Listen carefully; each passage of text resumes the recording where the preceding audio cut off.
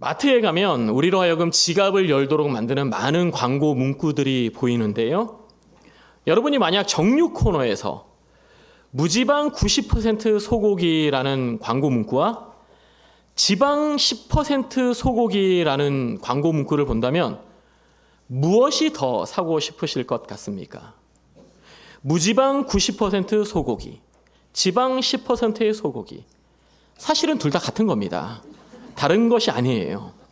그런데 우리는 지방 10%의 소고기보다는 왠지 무지방 90%의 소고기 쪽으로 마음이 끌립니다. 그게 왠지 더 건강할 것 같고 더 좋아 보일 것 같다라는 생각이 든다라는 거죠. 사실은 둘 다 똑같은 건데 말입니다. 이렇게 사실은 같은 것이지만 그 같은 것을 다르게 보이도록 만드는 것을 프레이밍 효과라고 이야기합니다. 지금 말씀드린 이 무지방 90% 소고기, 지방 10%의 소고기가 바로 이 프레이밍 효과를 마케팅에 활용한 예라고 할 수 있는데요. 사진에 관심이 좀 있으신 분들은 이 프레이밍이라는 말을 들어보셨을 겁니다. 사진을 찍을 때에 내가 찍고자 하는 그 대상을 이 네모난 사진에 어디에다가 배치를 할 것인가, 어디에다가 초점을 맞출 것인가 하는 것이 바로 프레이밍인데요. 같은 것을 찍어도 이 프레이밍을 어떻게 하느냐에 따라서 사진이 다르게 느껴집니다. 그러니까 네모난 사진 중에 내가 찍고자 하는 대상을 여기다 놓느냐 저기다 놓느냐에 따라서 사진이 많이 다르다는 겁니다. 느낌이 다르다는 거예요. 인물 사진만 해도 그렇지 않습니까? 분명히 똑같은 인물인데 누가 찍었느냐에 따라서 그 인물이 살기도 하고 죽기도 하는 것. 그게 많이 경험해 보시지 않았습니까? 그래서 사진을 딱 받아들었을 때 마음에 안 들면 이거 누가 찍었어? 같은 인물인데 말이죠. 사진을 왜 이렇게 찍은 거야? 그러면서 찍은 사람을 탓하기도 합니다. 이게 다 프레이밍 탓인데 프레이밍을 탓하는 것이 아니라 찍은 사람을 탓한다라는 거죠. 이렇게 우리는 그 프레이밍에 따라서 좋아 보이기도 하고 나빠 보이기도 한다라는 겁니다. 이 프레이밍 효과라는 말이 바로 이 사진을 찍는 데서 유래가 되었는데요. 그러니까 어떤 일에 있어서 그것을 어떻게 표현하느냐에 따라서 사람들의 판단이나 선택이 달라지게 되는 현상, 그 현상을 프레이밍 효과라고 이야기합니다. 무언가를 판단하고 선택할 때 우리는 먼저 그 대상을 인식하게 되는데요. 프레이밍은 그것을 인식하는 틀을 이야기합니다. 그리고 그러한 인식의 틀이 무엇인가에 따라서 그 대상에 대한 의미를 우리가 다르게 받아들이고 다르게 이해한다라는 것이지요. 대개 사람들은 평생에 걸쳐서 이러한 인식의 틀이 만들어져 가는데요. 그렇게 만들어진 인식의 틀을 가지고 우리는 정신적인 차원에서 또 감정적인 차원에서 이 세상을 이해하게 됩니다. 세상을 바라보는 눈이 거기에서 생긴다라는 것입니다. 그런데 여러분, 이러한 프레이밍을 가지고 세상을 바라보는 것 참으로 중요한데요. 사실은 그것보다 더 중요한 것이 있습니다. 어떠한 프레이밍을 가지고 세상을 바라보느냐보다 더 중요한 것이 있어요. 그게 뭐냐면 우리가 어떠한 인식의 틀을 가지고 우리 자신을 바라보느냐. 그게 더 중요합니다. 우리가 우리 자신을 어떻게 바라보느냐에 따라서 우리의 인생은 행복한 인생이 될 수도 있고 불행한 인생이 될 수도 있기 때문입니다.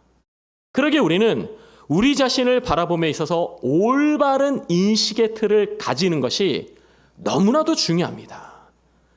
올바른 인식의 틀을 꼭 가지고 있어야 한다라는 것입니다.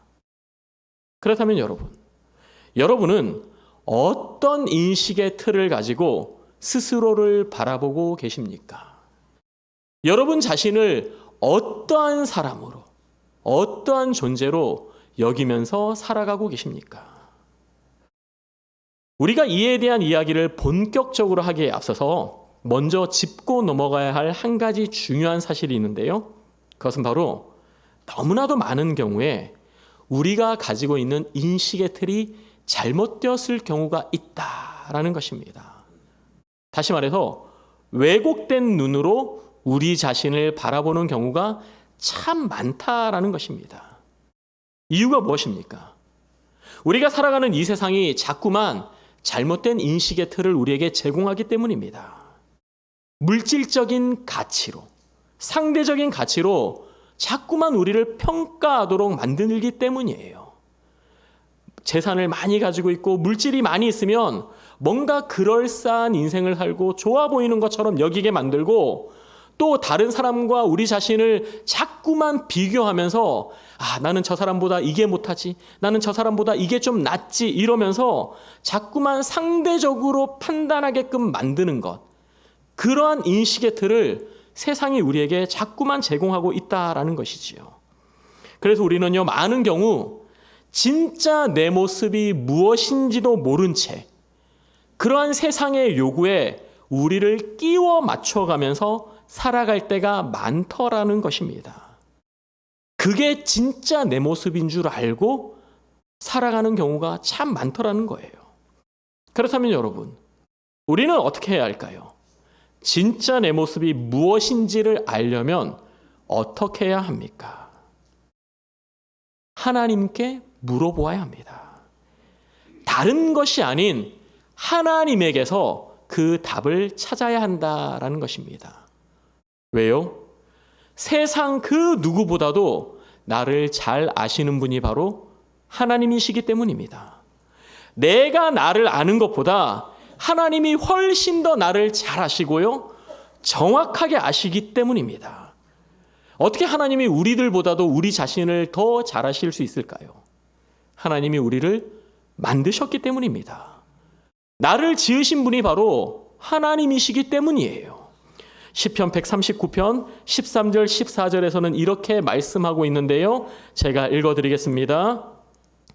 주께서 내 내장을 지으시며 나의 모태에서 나를 만드셨나이다. 내가 주께 감사하옴은 나를 지으심이 심히 기묘하심이라. 주께서 하시는 일이 기이함을 내 영혼이 잘 아나이다. 아멘. 그렇습니다, 여러분. 하나님이 나를 지으셨습니다. 하나님이 나를 만드셨어요. 그러기에 세상 그 누구보다도 나를 가장 잘 아시고 정확하게 아시는 분이 바로 우리 하나님이신 겁니다.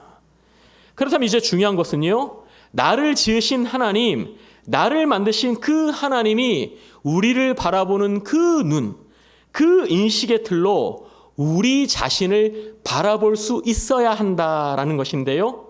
다시 말해서 하나님이 바라보시는 나, 하나님이 말씀하시는 그 내가 진짜 나라는 사실을 기억하는 것, 그게 정말로 중요하다라는 것입니다. 우리는 우리 자신을 그렇게 바라보며 살아야 한다는 거예요. 그러면 하나님은 우리를 어떠한 존재로 여기고 계실까요? 우리를 하나님이 어떻게 바라보고 계십니까? 먼저 하나님은 우리를 하나님의 자녀로 여기십니다. 하나님의 아들로, 하나님의 딸로 우리를 여기고 계신다라는 겁니다.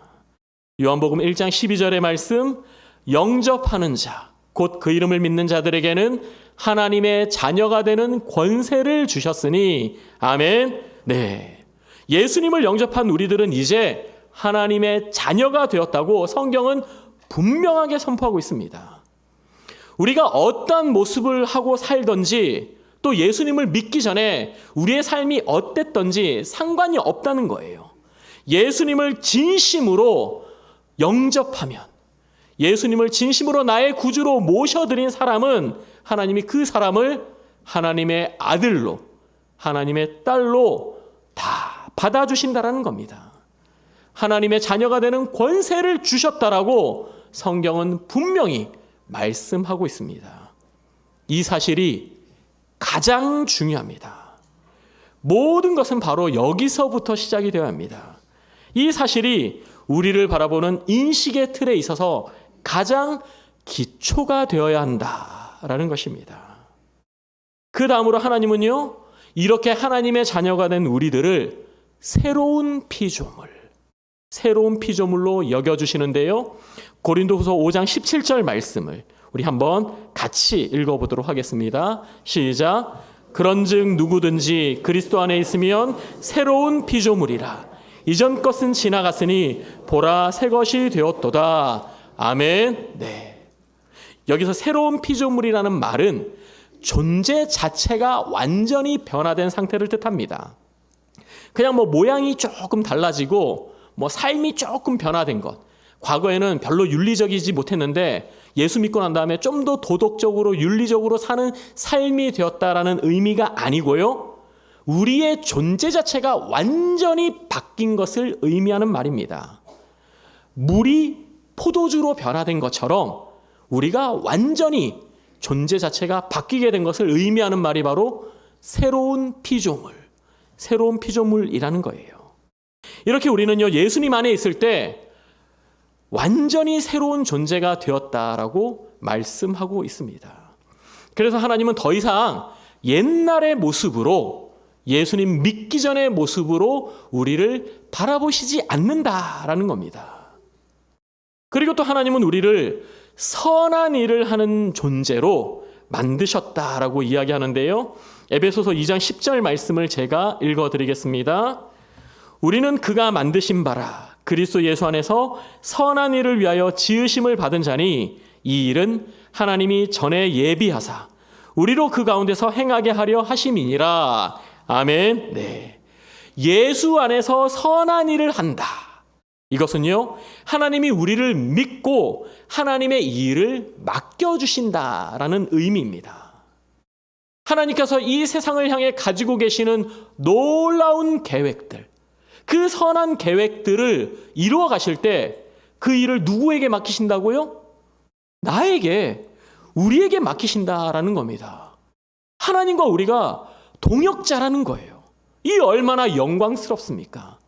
하나님이 이만큼 우리를 인정해 주시고 신뢰해 주신다라는 것입니다. 우리를 이러한 존재로 여기고 계신다라는 겁니다. 사랑하는 성도 여러분, 하나님은요, 우리를 이렇게 바라보고 계십니다. 나라는 존재를 이렇게 인식하고 계세요. 하나님의 자녀로, 새로운 피조물로, 선한 일을 행하는 존재로 여겨주신다라는 것입니다. 그런데 정작 우리는 우리 자신을 그렇게 인정하지 않을 때가 참 많습니다. 우리를 그렇게 인식하지 않을 때가 참 많다라는 거예요. 하나님의 눈으로 우리를 바라보지 않는 경우가 참으로 많더라라는 것이지요. 그렇다면 우리는 어떻게 하나님의 눈으로 우리 자신을 바라볼 수 있을까요? 우리가 하나님의 눈으로 우리 자신을 바라보기 위해서는 분리, 선택, 초점이라는 이 세 단어를 기억해야 합니다. 분리, 선택, 초점. 한번 따라해 볼까요? 분리, 선택, 초점. 오늘 설교를 마치고 집으로 돌아가시면 이 세 개의 단어는 꼭 기억하고 계셔야 됩니다. 다음 주에 시험 볼 거예요. 그렇다면 분리, 선택, 초점이 무엇인가? 첫 번째로 분리는요, 옛사람과 새사람을 구분해내는 것을 의미합니다. 우리 안에 있는 옛사람의 속성과 새사람의 속성, 이 두 가지를 구분해내고 분리해내는 것이 바로 첫 번째, 분리라는 말의 의미입니다. 그러면 그게 무슨 뜻인지 제가 좀 설명을 이어가도록 하겠습니다. 오늘 본문에서 바울은 내가 그리스도와 함께 십자가에 못 박혔나니 그런즉 이제는 내가 사는 것이 아니요라고 말씀합니다. 본문에서 바울은요, 자기 자신이 예수님과 함께 십자가에 못 박혔다라고 말하는데요. 여러분, 정말 바울이 예수님과 함께 십자가에 못 박혔습니까? 예수님이 갈보리 언덕에서 십자가에 달려 죽으실 때에 예수님과 함께 십자가에 못 박혔던 사람이 있기는 있었습니다. 좌우에 한 사람씩 두 사람이 있었어요. 하지만 바울은 아니었습니다. 그 두 사람 중에 어느 누구도 바울은 아니었어요. 그런데 자기가 예수님과 함께 십자가에 못 박혔다라고 이야기를 합니다. 무슨 뜻일까요? 어떻게 바울이 예수님과 함께 십자가에 못 박힐 수 있는 것입니까? 이 말은 바울의 옛사람, 죄인의 속성을 가진 그 옛사람이 예수님이 십자가에 죽으시던 그 순간 함께 죽었다라는 뜻을 가지고 있는 말입니다. 예수님이 십자가에 달려 죽으시던 그 순간에 옛사람의 속성이 죽어서 사라져 버렸다, 없어져 버렸다라는 것을 이야기하고 있는 거예요. 사랑하는 성도 여러분, 본래 바울도요, 우리와 마찬가지로 죄인이라는 옛 속성을 가지고 살던 사람입니다. 그리고 늘 그러한 인식의 틀로 자기 자신을 바라보며 살았습니다. 특별히 바울은 그 누구보다도 율법에 정통했던 사람이기 때문에 이 율법의 프레임을 가지고 자기 자신을 바라보는 일이 아주 익숙한 사람이었습니다. 그냥 자연스럽게 율법의 틀로 자신을 바라보면서 판단하고 정죄하며 살았던 사람이 바로 바울이라는 거예요. 그랬던 그가 너무나도 놀라운 고백을 하고 있는 겁니다. 옛사람은 죽었다고요. 죄인의 속성을 가진 옛사람은 그리스도와 함께 십자가에 못 박혀서 사라져 버렸다라고 선포하고 있는 것입니다. 이것은요, 이제는 더 이상 자신에게 옛사람의 속성이 남아있지 않다라는 것을 선포하는 것입니다. 옛사람의 모습, 옛사람의 속성이 더 이상은 없다라는 것을 이야기하고 있는 거예요. 그렇다면 여러분, 옛사람의 모습, 옛사람의 속성은 또 무엇일까요? 옛사람의 속성은 한마디로 이야기해서 내 삶의 주인이 나 자신인 줄 알고 살아가는 모든 삶을 뜻합니다. 마땅히 하나님이 우리 인생의 주인이 되셔야 하는데 그러지를 않고 내가 내 인생의 주인인 줄 알고 살아가는 모든 삶의 모습들, 하나님 눈치 보지 않고 하나님 신경 쓰지 않고 그냥 내 마음대로 살아가는 것, 이것이 옛사람의 속성이다라는 겁니다. 그런데 바울은요, 이러한 옛사람의 속성이 이제는 더 이상 남아있지 않다라고 이야기하고 있는 겁니다. 그렇게 선포하는 거예요. 여러분, 정말로 그랬을까요? 진짜 바울에게 옛사람의 속성이 하나도 남아있지 않았을까요? 사실은 그렇지가 않습니다. 바울도 옛사람의 속성이 여전히 남아있었어요. 우리도 옛사람의 속성이 남아있잖아요. 바울도 마찬가지로 남아있었습니다. 오늘 우리가 함께 살펴보고 있는 이 갈라디아서는 바울의 초기 서신인데요. 이 갈라디아서보다 훨씬 뒤에 기록된 로마서를 보면 그게 무슨 말인지 좀 알 수 있습니다. 제가 로마서 7장 15절 말씀을 읽어드리겠습니다. 내가 행하는 것을 내가 알지 못하노니 곧 내가 원하는 것은 행하지 아니하고 도리어 미워하는 것을 행함이라. 네, 무슨 의미입니까? 나는 정말 하나님이 원하시는, 하나님이 기뻐하시는 그런 일을 행하고 싶은데 여전히 옛사람의 속성이 남아있어서 선택하는 것도 행하는 것도 너무너무 많이 과거의 그 옛사람 속성대로 살아가더라라는 겁니다. 나는 분명 그렇게 살고 싶지 않은데 자꾸만 그렇게 살더라는 거예요. 바울 역시 우리처럼 잘 안 되더라라는 것을 이야기하고 있습니다. 그런데요, 그 말씀 뒤에 이어지는 22절, 23절의 말씀을 읽어보면 그럼에도 불구하고 그 옛사람의 속성과 새사람의 속성을 분리하는 것이 무슨 말인지를 이해할 수 있는데요. 제가 로마서 7장 22절, 23절 말씀도 읽어드리겠습니다.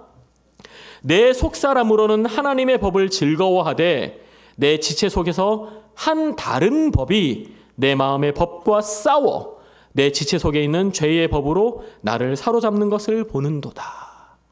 아멘. 네. 바울은 지금 자기 자신 안에 그 하나님의 법, 새 사람의 속성을 즐거워하는 그 마음이 있고 또 하나 옛사람의 속성을 좋아하는 법, 내 지체 속에 있는 또 다른 법이 있다라고 이야기하고 있습니다. 그 두 개의 마음이 공존하고 있다는 거예요. 자신 안에 두 가지 마음이 있다라는 것을 이야기합니다. 여러분, 우리 안에 두 가지 마음이 있다라는 사실을 아는 것, 그래서 이 둘을 구분할 줄 아는 것, 그것이 분리입니다. 사랑하는 성도 여러분, 예수님을 구주로 영접한 우리 안에는 성령 하나님이 거하십니다. 아멘. 정말로 성령 하나님이 우리 안에 거하세요. 그렇기 때문에 우리는 다 거룩한 속성을 가진 사람들입니다. 우리 안에 거룩한 속성이 있기 때문에 우리는 새로운 피조물이 될 수 있었던 것이지요. 그런데요, 그러한 우리가 살아가는 이 세상이 죄의 무균실이 아니다 보니 자꾸만 옛 속성, 죄인의 속성이 그러한 우리들에게 영향을 미치는 겁니다. 자꾸만 영향을 주는 거예요. 그때 그 순간에 이 정확한 사실을 인식하는 것. 그래서 성령님이 주시는 거룩한 속성, 옛 속성을 구분할 줄 아는 것, 그것이 바로 분리라는 것입니다.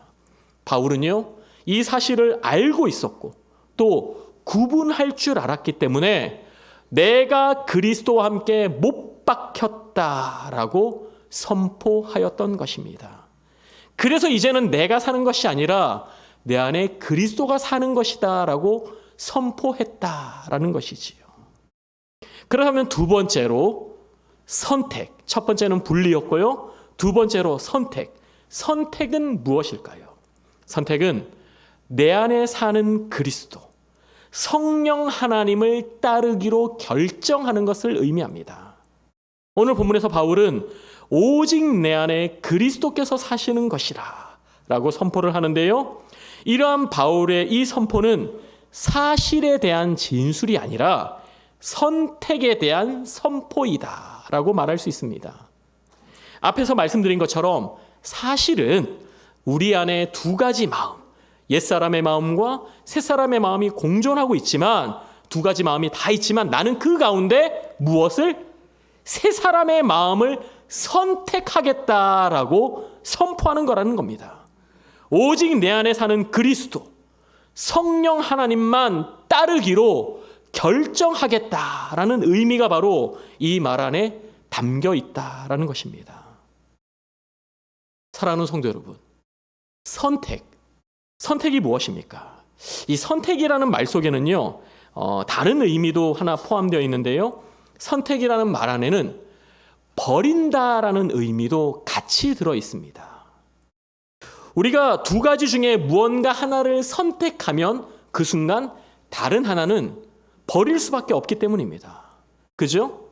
마찬가지입니다. 우리가 우리 안에 두 가지 마음, 옛사람의 마음과 새사람의 마음, 이 두 가지 마음이 있을 때에 그 둘 중에 새사람의 마음을 선택하기로 결정하면 그 순간에 옛사람의 마음은 버리게 되는 것입니다. 자연스럽게 버려지는 거예요. 그러기에 선택이 중요합니다. 매 순간순간 새로운 마음, 새로운 속성을 선택하는 것이 참으로 중요하다라는 것입니다. 우리가 실컷 옛사람의 마음과 새사람의 마음을 분리해 놓고서는 또 옛날처럼 그냥 평소처럼 옛사람의 속성을 선택하는 것은 안 된다라는 것이지요. 우리를 미혹하는 수많은 소리들, 그 유혹들 앞에서요, 그 순간에 정신을 바짝 차리고 바울과 같은 고백을 할 수 있어야 한다라는 것입니다. 뭐라고요? 오직 내 안에 그리스도께서 사신다. 아멘. 그러기에 이제는 나는 더 이상 옛사람의 속성에 지배받을 필요가 없다라고 선포하는 것.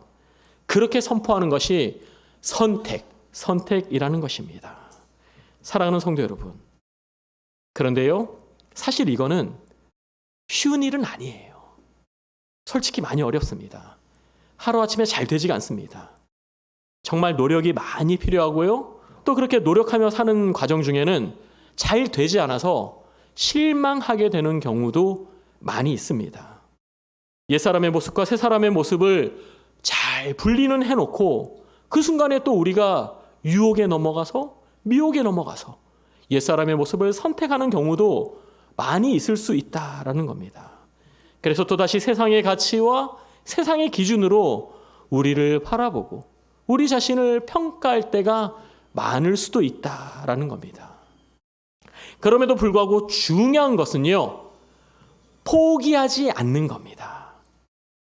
처음에는 잘 안 되더라도 시도하고 계속해서 시도해보는 것, 포기하지 않고 계속 시도하는 것이 참으로 중요합니다. 오늘 설교를 준비하는 가운데 이 벤자민 하디라는 사람이 쓴 퓨처 셀프라는 책의 한 구절이 생각이 났는데요. 물론 이 책은 신앙 서적도 아니고요. 특별히 우리가 오늘 다루고 있는 하나님의 눈으로 우리를 바라보는 방법에 대한 이야기를 설명하는 책은 더더욱 아닙니다.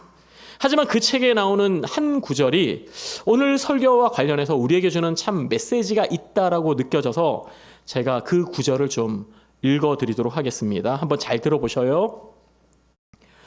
경기장에 들어가면 패배할 수도 있기에 경기장에 들어가는 일 자체에 용기가 필요하다. 경기장에 들어가자마자 당신의 행동과 무지가 낳은 결과를 정면으로 마주하게 될 것이다. 고통스러운 순간일 수 있지만 그렇게 해야 배우고 성장한다. 경기장 밖에 있으면 졌다는 느낌은 들지 않겠지만 경기장 밖에 앉아 있는 당신은 날마다 패배하는 것이다. 경기장 밖에 있으면 우리가 나 지지 않았어 라고 생각할 수 있지만 사실은 경기장 안에 들어가지 않는 순간에 이미 진 거다라는 겁니다. 무슨 뜻입니까? 질 것 같아서 에이 그거 힘들잖아 난 안 해 그렇게 생각하는 순간 이미 졌다라는 겁니다. 이길 수 있는 기회조차 가져보지를 못한다라는 거예요. 사랑하는 성도 여러분, 신앙도 마찬가지입니다. 날마다 순간마다 내 안에 사는 그리스도, 성령님을 선택하는 것 쉽지 않을 수 있어요. 잘 안 될 수 있습니다. 자꾸만 옛사람의 모습이 불쑥불쑥 나와서 그럴 때마다 자괴감이 들 수도 있다라는 겁니다. 하지만요, 그렇다고 해서 도전조차 해보지 않으면, 시도조차 해보지 않으면 그거는 정말 지는 것이다 라는 겁니다. 그렇게 우리가 포기해버리면 우리는 절대 하나님의 눈으로 우리 자신을 바라볼 수 없다라는 것입니다. 바라기는 처음에는 잘 안 되더라도, 쉽지 않더라도, 그래서 때로는 실패하더라도 도전하고 또 도전해보는 저와 여러분 되기를 소망합니다. 그래서 매 순간 내 안에 사는 그리스도를 선택하며 사는 우리 내당교회 성도님들 다 되시기를 축복합니다. 제가 오늘 3가지 단어를 기억해야 된다고 말씀드렸죠? 분리, 선택, 초점. 그러면 마지막 3번째로 초점. 초점은 무엇인가? 초점은요, 평상시 우리의 시선을 주님께 맞추며 사는 것을 의미합니다. 평상시에. 세상의 소리와 수많은 유혹 앞에서 우리의 마음이 막 흔들릴 때, 그런 위기의 상황이 아니라 평상시에 아무 일도 없고 그냥 평범한 일상이 펼쳐지는 그 순간에 우리의 눈과 귀를 늘 주님께 맞추고 사는 것, 그것이 바로 초점이라는 것입니다. 오늘 본문에서 바울은 이제 내가 육체 가운데 사는 것은 나를 사랑하사 나를 위하여 자기 자신을 버리신 하나님의 아들을 믿는 믿음 안에서 사는 것이라 라고 선포하고 있는데요. 여기서 내가 육체 가운데 사는 것, 우리가 육체 가운데 사는 것이 바로 우리의 평상시의 일상을 뜻하는 말입니다. 여러분, 우리가 살아가는 모든 삶은 육체를 통해 이루어집니다. 육체 없이 이루어지는 일은 아무것도 없어요.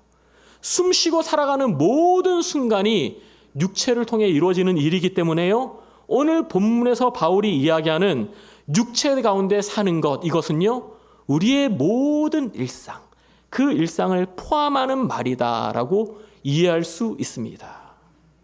그런데요, 무슨 이야기입니까? 그러한 모든 일상이 믿음의 삶이다 라고 바울은 이야기합니다.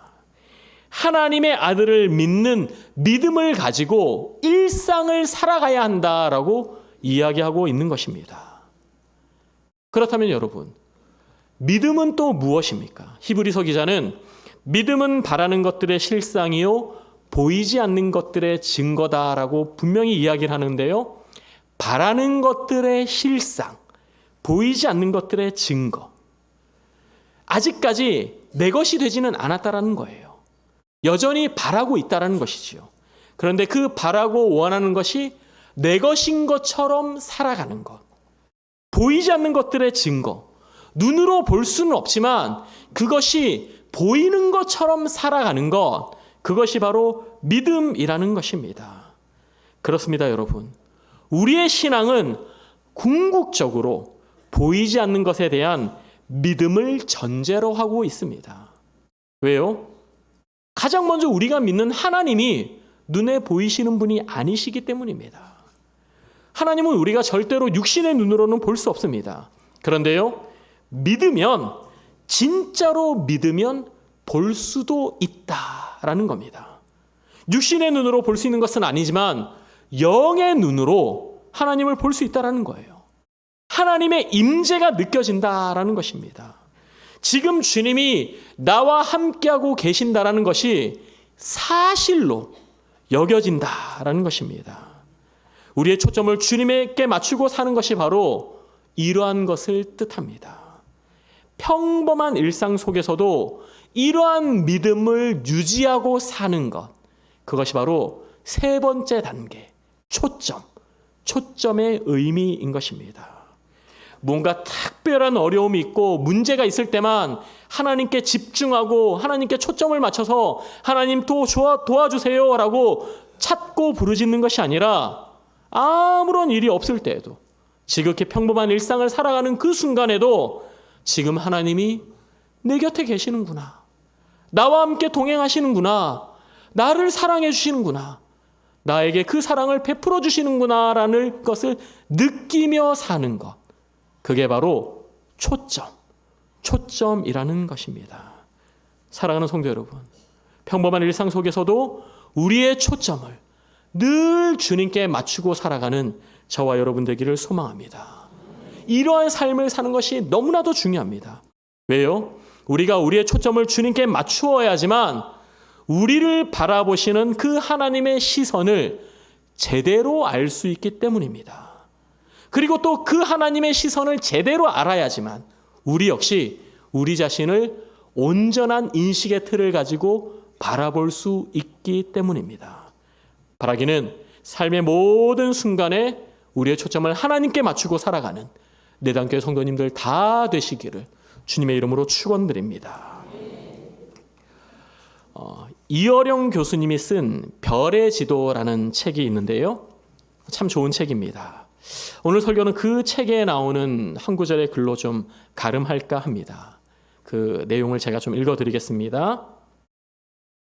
별을 바라보며 꾸는 꿈은 불가능을 가능으로 만드는 마력이 있습니다. 사람은 자기가 꾸는 꿈만큼 성장한다고 하죠. 일본인들이 많이 기르는 관상어 중에 고이라는 잉어가 있습니다. 놀랍게도 이 잉어는 작은 어항에 두면 5에서 8cm 밖에 자라지 않지만 큰 수족관에 넣으면 15에서 25cm까지 자란다고 하죠. 그리고 강물에 방류하면 90에서 120cm까지 큽니다. 고이는 자신이 사는 환경에 따라 성장하니까요. 우리의 생각이 잉어 고이가 처한 환경과 같다면 우리가 더 큰 생각을 품고 더 큰 꿈을 꾸면 더 크게 자랄 수 있습니다. 병에 물을 담으면 물병이, 꽃을 담으면 꽃병이, 그리고 꿀을 담으면 꿀병이 된다고 하던가요? 우리들 삶의 그릇도 이와 같이 그 안에 무엇을 담느냐에 따라 삶이 달라지겠지요. 사랑하는 성도 여러분, 인생을 살아갈 때 꿈의 틀이 중요한 것처럼 우리의 신앙 역시 틀이 중요합니다. 인식의 틀이 중요해요. 우리가 우리 자신을 어떻게 인식하느냐가 참으로 중요하다라는 것입니다. 왜요? 우리가 우리 자신을 인식하는 만큼 우리의 신앙 역시 성장하고 성숙할 수 있기 때문입니다. 하나님은 우리를 하나님의 자녀로, 새로운 피조물로 여기고 계십니다. 그것이 바로 우리를 인식하는 제대로 된 틀이다라는 것입니다. 그리고 병에 물이 담기면 물병이 되고 꽃이 담기면 꽃병이 되는 것처럼 우리가 새로운 피조물 된 건 역시 우리 안에 예수님이 담겨져 있기 때문이라는 사실을 꼭 기억하시기 바랍니다. 예수님이 우리 안에 살고 계신다라는 사실을 잊지 않으시기 바랍니다. 그렇습니다. 내 안에 사는 그리스도, 이것이 진짜 우리의 모습입니다. 바라기는 이 사실을 믿음으로 옛사람과 새사람을 분리해내고 내 안에 사는 그리스도를 선택하고 매 순간 우리의 초점을 그 그리스도께, 주님께 맞추며 살아가는 내단교회 성도님들 다 되시기를 주님의 이름으로 축원드립니다. 기도하겠습니다. 하나님 아버지, 오늘 말씀을 통해 하나님이 우리를 어떻게 바라보시는지, 그리고 우리가 우리를 어떻게 바라보아야 하는지를 가르쳐 주시니 감사를 드립니다. 하나님은 우리를 하나님의 자녀로, 새로운 피조물로, 선한 일을 위하여 지으신 존재로 여기고 계십니다. 우리도 우리 자신을 그렇게 바라보게 하시고 그 믿음 가지고 살아갈 때에 옛사람과 새사람을 분리해내고 매 순간 내 안에 사는 그리스도를 선택하게 하시고 평범한 일상의 순간에서도 그 주님께 우리의 초점을 맞추며 살아가는 저희들이 다 되게 하여 주시옵소서. 예수님 이름으로 기도드립니다. 아멘.